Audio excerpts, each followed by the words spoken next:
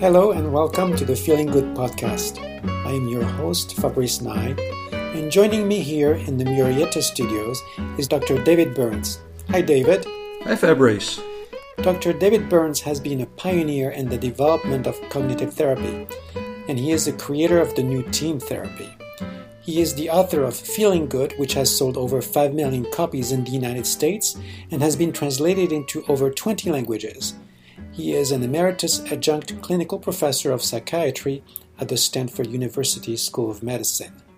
So today we're going to look at some listener questions, and we have two emails here that seem to be relevant to the previous two podcasts we did on the 5 secrets of effective communication.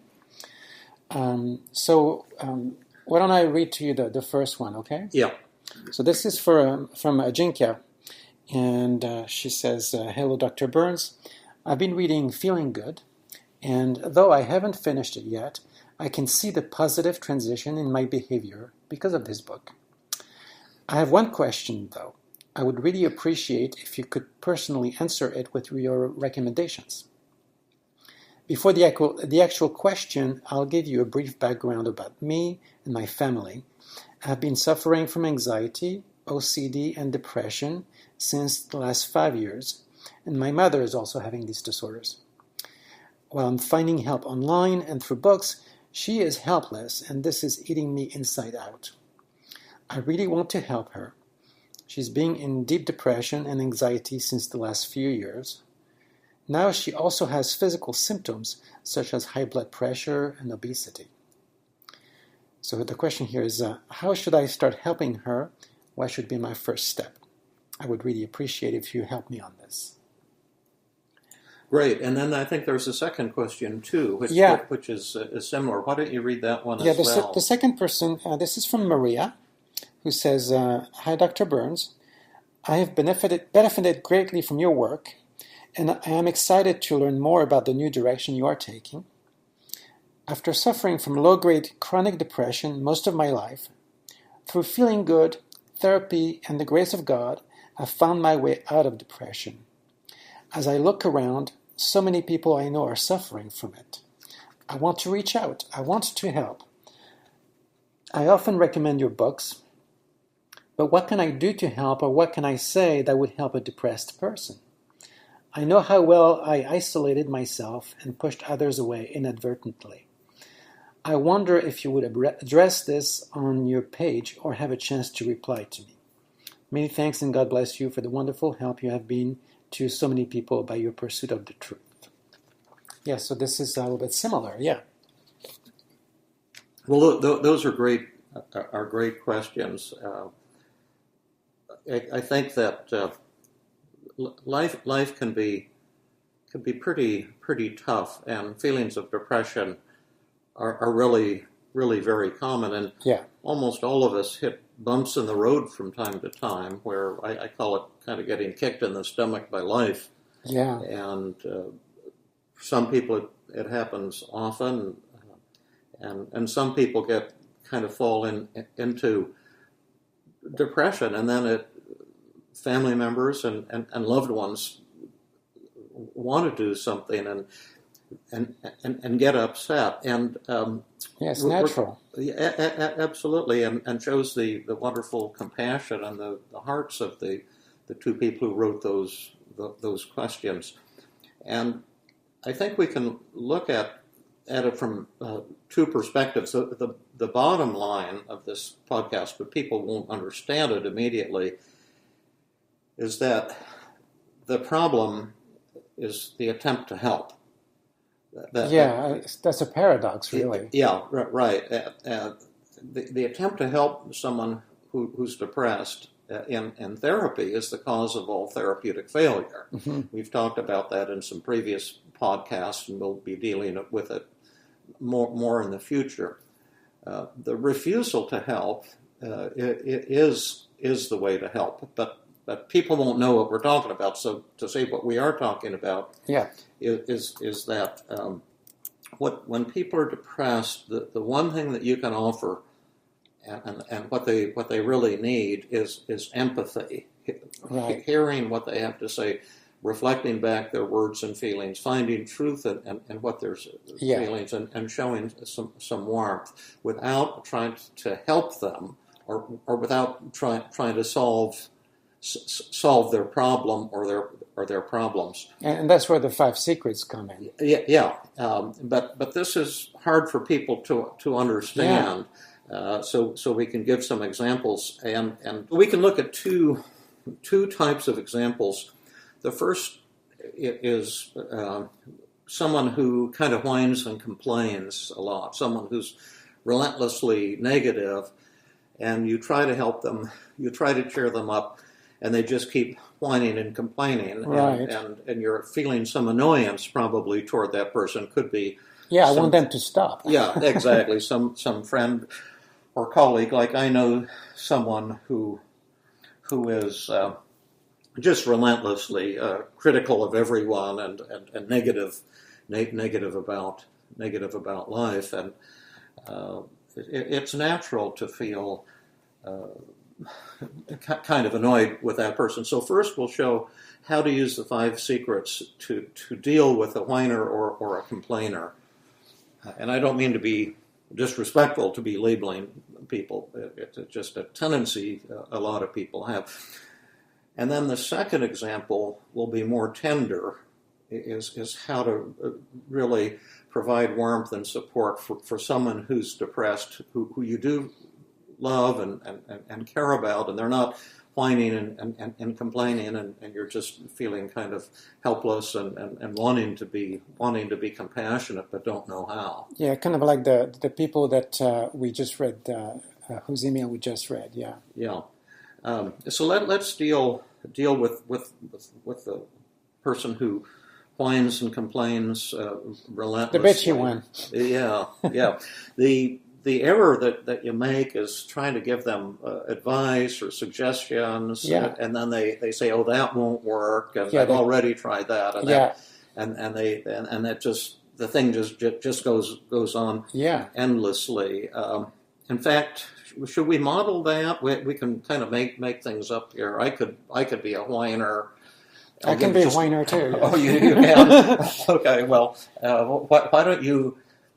Now we're going to show first what does not work. And so I just want to be clear. We're going to screw up now on purpose to illustrate what most people do when. So this is what not to do. Yeah, and then we'll show what to do. Yeah. So Fabrice, whine away. I just can't stand it here. The traffic is just getting worse and worse. I'm really reluctant to even get into my car to go anywhere, because you never know what's going to hit you. You may say, "Oh, it's the economy; it's picking up, and more people are." I don't care. I am just sick and tired of being in such a congested area. Yeah, but the thing is here, the other side of the coin is that we're here in California, and everyone wants to come to California, so that's why you have the traffic. But look how beautiful it is here. I mean, we should be grateful for the fact that we have such a wonderful environment, and then the fact that all this traffic is people pouring into this area, so it drives up real estate. Well, exactly, it drives up real estate. So our real estate, our houses get worth more money. I know, I can't stand it. I mean, it's really. I'm glad you agree with me, but because this is just untenable. Yeah, well, have you tried maybe commuting at different times or taking different routes? Because some of those rangefinders on cars now, they'll tell you the best routes, and that could really. But that doesn't work. I've tried, but you always hit a snag, and sometimes there's an accident, and there's so many cars on the road that there's always something happening. Like the other day, it took me 2 hours to get to Berkeley. I just can't stand this. Mm-hmm. We'll have another suggestion for you. Well, what? Go screw yourself. I apologize for sounding harsh. And that's kind of a silly example there, but it shows the basic pattern that here Fabrice is complaining, and I'm trying to cheer him up or trying to get him to look at things differently or trying to help him solve the problem. And it just causes him to escalate. And the reason for that is that when someone is complaining or when someone is depressed, what they really want is for someone to listen to them, to validate what they're saying, and to show some warmth and some compassion without trying to help the person. So let's do that same scenario again. And for those of you who have listened to the last two podcasts, and I think you can find in the write-up of the last podcast the description of the 5 secrets of effective communication. Yeah. And so I won't summarize them all here, but I'm going to be emphasizing the disarming technique, feeling empathy, I feel statements in the sense of conveying some warmth, some stroking. Yeah. But I'm definitely not going to help. So let's see I'm not going to try to help. I'm just going to try to provide warmth and support and see the world through the eyes of this person who's complaining. I'm going to try to validate what they say. And the funny thing about this is people say, I don't want to validate what the complainer is saying because they'll just keep complaining. Yeah. But the opposite is true. When you validate what they're saying, they stop complaining because you've given them what they want. Yeah, they want a soapbox. Yeah.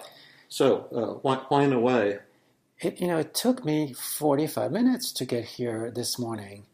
This is just getting worse and worse. I can't stand this anymore. I'm ready to. I don't know what I'm ready to do because I don't see any way out of this. I've noticed the same thing.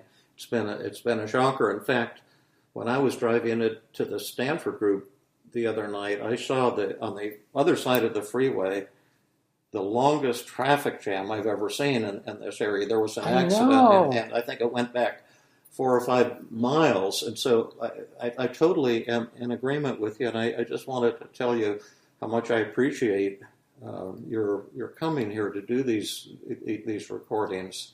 In spite of that means a lot to me, and I have tremendous respect for you as well.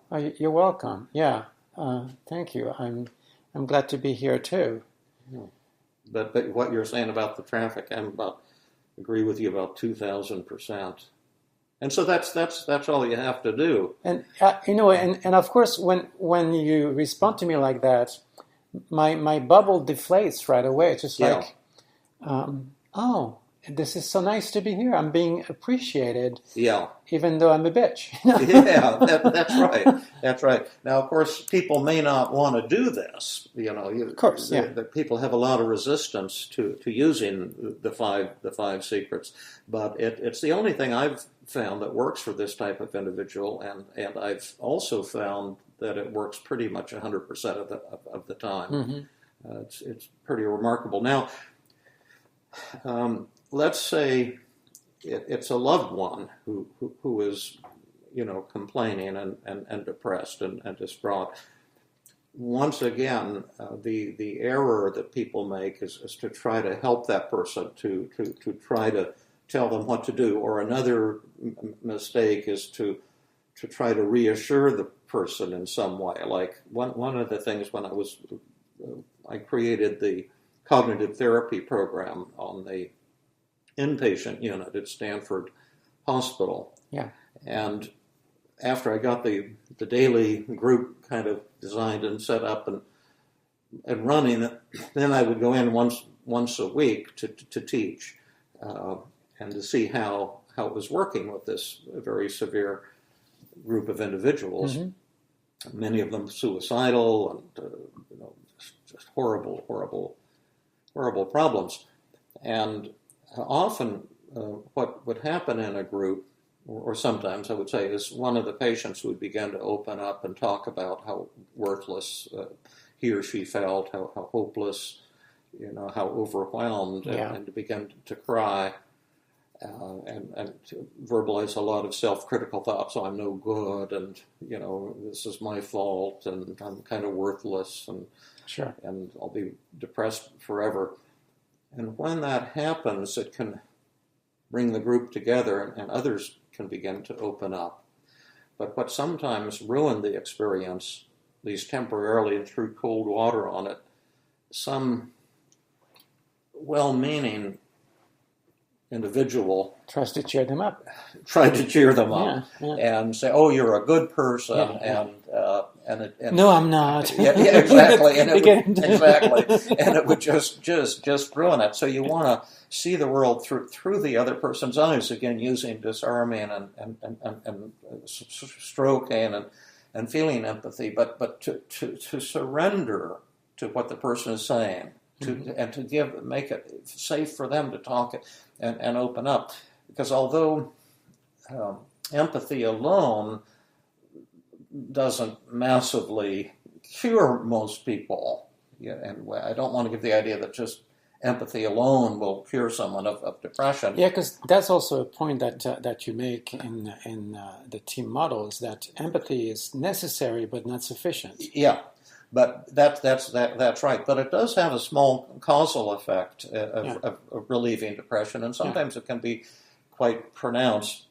And I can give a personal example of it, because we all take turns, feeling depressed. Yeah. And I've had times that I felt about as down, I think, as a person could feel. I know my mother struggled with depression from time to time, but I know that my daughter, Senia, had the idea growing up that she wasn't going to get married and she wasn't going to have children. We were, fine with that.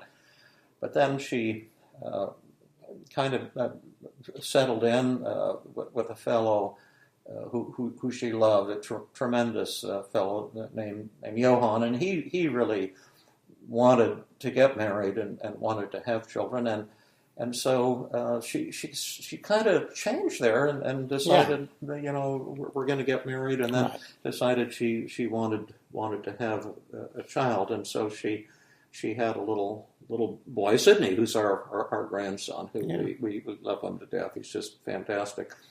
But I remember the senior went through a little bit of a struggle, as many mothers do after a child is born, and she sometimes would get to feeling down and thinking about all the things she had to give up in order to have a baby, and because she'd been involved in Aikido and she got involved in a lot of running, she became very athletic and just got the things that going in her life that she was committed to and were rewarding for her. And one thing I say, God bless mothers, because the demands of having a baby, not only the pains of childbirth, but it's just a lot, and I developed a new tremendous reverence and admiration for women, and I don't want to babble too long, but with modern society, there's all these demands. You're supposed to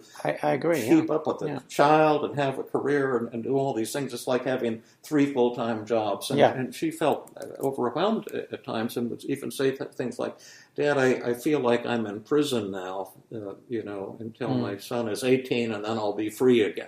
And it's like I've got this 18-year prison sentence. And I just feel trapped, and she'd start to get very, very negative. And I had to resist intensely the urge to help her or to show how she could cope, more effectively. How to fix it, how to feel better. And you don't have to be doing so much for your son, and there's various things you can do. But the problem is if I ever gave in to that urge, she would instantly get worse.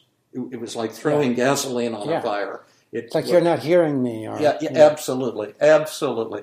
And so what I learned to do, and she was so beautiful and gracious about it, was simply when she would start to say those things, I would say, "Senia, you're right, and it's a fantastic sacrifice that you're making, and other mothers as well, in order to have children, and it's hard for me to believe, the demands."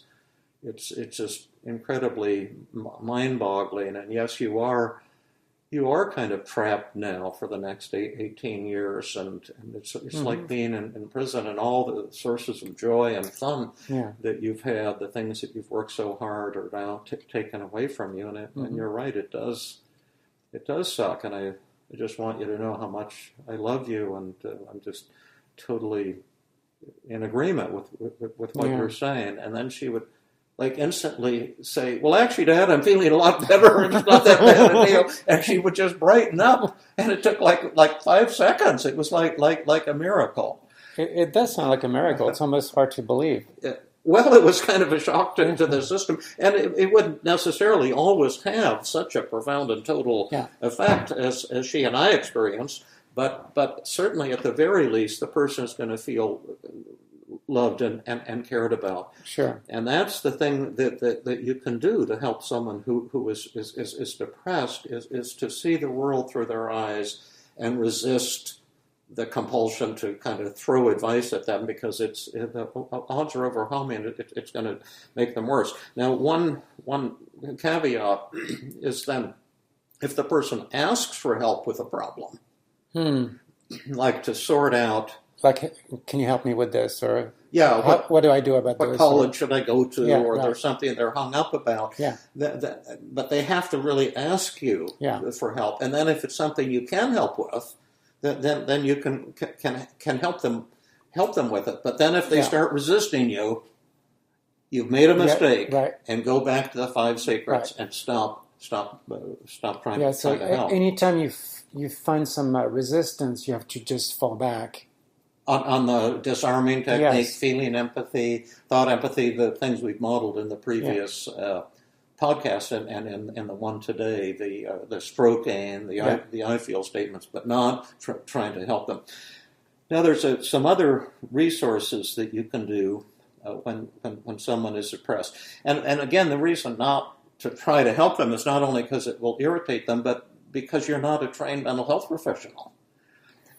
Yeah, because that seems to be the case from the 2 listeners that we just read. Yeah, but it's also true in therapy, that even before a therapist can help someone, you've got to really listen and form a tremendous connection with that person. But for the general public, we have new helpful techniques for treating depression, but it takes tremendous training, and you don't know how to do those things. But the empathy is something you can work on and learn to do. Now, there are some other resources. One of the people who wrote this question said that I think both of them had been reading my books, like Feeling Good and the Feeling Good Handbook, and had been helped by those books a great deal. And so that's one thing you can do for someone who is depressed, is to get them a copy of Feeling Good. It's a mass market paperback, so it's not costly. Just go to Amazon, or have them go to Amazon and get a copy. And the data indicates that about 2/3 of the people who are depressed who receive a copy of Feeling Good will show some pretty significant improvement, usually within 4 weeks. And many, recover enough to where they don't need any kind of professional therapy.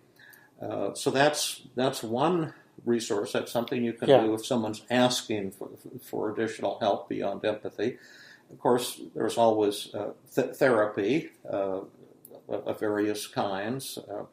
There are some free online resources where people have tried to get things like cognitive therapy, kind of interactive online things like that. I'm not familiar with all of them, but there's an awful lot of them now. Like, there's one coming out of Australia. I think it's called the Mood Gym or something like that. And I think it's a free of charge thing that the Australian government had developed to kind of illustrate the kind of techniques in my book, Feeling Good, on an online format. I hope maybe I'll look it up, see if I can find it, and we can put that in the show notes. Yeah. And I'm hoping to develop something like that too at some point, if I can get the funding to get the programming done. For a really cool online interactive thing that I think will be even more potent than my book, Feeling Good. And then there's other resources too. There's a lot of free self-help groups, support groups for people who are depressed. And again, I'm not saying that they're going to be necessarily curative or magical, but they have some value. One was Abraham Lowe, Dr. Abraham Lowe, created this thing called Recovery Incorporated in the 1930s. Okay. And it's like a real simplistic version of cognitive therapy. It's a forerunner of cognitive therapy, and that's throughout the United States and North America. There's chapters of that in every town, and they may have changed their name recently, but I'm sure if you Google Recovery Incorporated, that it's kind of like Alcoholics Anonymous, but it's just a free of charge thing for people who are depressed. There's also one called Emotions Anonymous, and others as well. Another last thing is that it's also desirable, in my opinion, to assess the suicidal urges if you have a loved one who's depressed. We see in the news a great deal about more and more teenagers committing suicide, but it isn't just teenagers, because the older you get, if you're depressed, the more likely you are to become suicidal. What time did we start? We started 25 minutes ago. Oh, okay. So we'll wrap up. But, people of all ages get depressed, and the older a person is, the more likely they are actually to commit suicide. All the teenagers get the attention when they commit suicide because it's so tragic and horrible. Yeah. But it's people of all ages. And people are often afraid to ask someone if they're suicidal, thinking that is going to tip them over the brink and make them make a suicide attempt. Yeah, that's very common even among therapists. Exactly, but I'm not aware of any evidence for that whatsoever. And another point to consider is that you will not be able to know when someone is suicidal. I've done research on how accurate are even therapists' perceptions of how suicidal patients are, and it's around 0%. You simply can't tell by interacting with someone if they're suicidal. And so in my opinion, the easiest thing to do is to ask in a very direct way, a kindly way, but to say, Fabrice, I've been noticing that you've been seem kind of depressed and down lately, and is that true? And if the person says yes, that is true, and you can empathize with them, and then you can just ask two kinds of questions or three kinds of questions. So the first thing is to say something. It's pretty natural when people are depressed and they get to feeling hopeless and get to thinking maybe life is not worth living, and I'm wondering if you ever have thoughts like that, maybe thinking you'd be better off dead. And so what you're asking here is, does the person have suicidal thoughts or ideas in their mind? And I had a friend, for example, a dear friend recently, who was down, and he said he had been thinking about suicide. Well, it's a form of cost-benefit analysis, better off alive or better off dead. Yeah, and one of the things about depression is when you get hopeless, you feel there's no end to your suffering. And although the hopelessness is always an illusion, it's never valid, the depressed person doesn't know that. Yeah. And so it's natural to think maybe this is some way to end my suffering. In fact, I've had two dear friends in the last 2 weeks alone who confided to me that they were having suicidal thoughts. If they say yes, the second thing you want to ask is, do they have any suicidal plans or urges? Is this something that they're actually considering doing? And then if so, you want to ask them what method that they're planning to use. Are they going to hang themselves, or are they going to jump? Have they made preparations? Like have they bought a gun, for example, or have they gone to look at some place that they're high place that they're planning to jump off of? And the more specific their plans are, and the stronger those urges are, the greater danger they're in. Yeah. And then a third question that's very important is there anything holding them back? Like both of the colleagues, friends that I spoke with recently, and by the way, they both totally popped out of it and they're doing great now, but they both said that there were strong deterrents, that it is not something that they would act on, one due to having children. Yeah, that's common, yeah. And it could be due to religious beliefs or due to whatever. Those are the so-called protective factors. Yeah. But if they do have the urges, not just the fantasies, but the urges, and they're making some plans, and there's no strong deterrence, then they are at risk. And in that case, then the person, you need to bring that person to an emergency room for an evaluation by a mental health professional. And if they refuse, then you can call the police, and the police will come and bring them involuntarily for an evaluation. That's nasty business to get involved in, but it can save somebody's life. Yeah, and of course, clinicians who are listening to us are familiar with that. Yeah, but the general public may not. Yeah, and a lot of clinicians actually may not know quite what to do as well. Yeah, if they haven't encountered that situation before, that may be true. Yeah.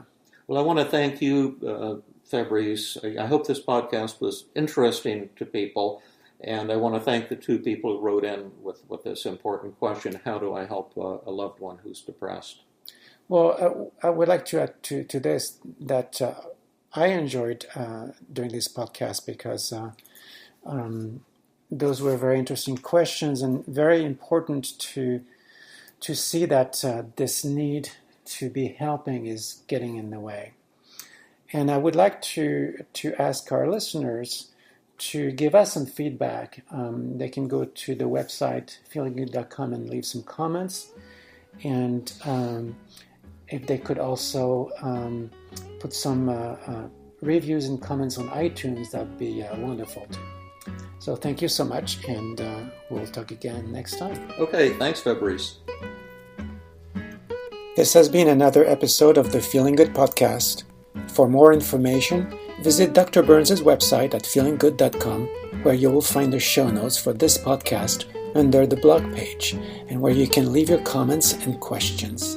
The website has an abundance of resources for therapists as well as non-therapists, including books, workshops, a list of online training groups around the world, and much more. Theme music is Gypsy Jazz in Paris, 1935, composed and performed by Brett Van Donsel. I am your host, Fabrice Nye, and I invite you to join us next time for another episode of the Feeling Good podcast.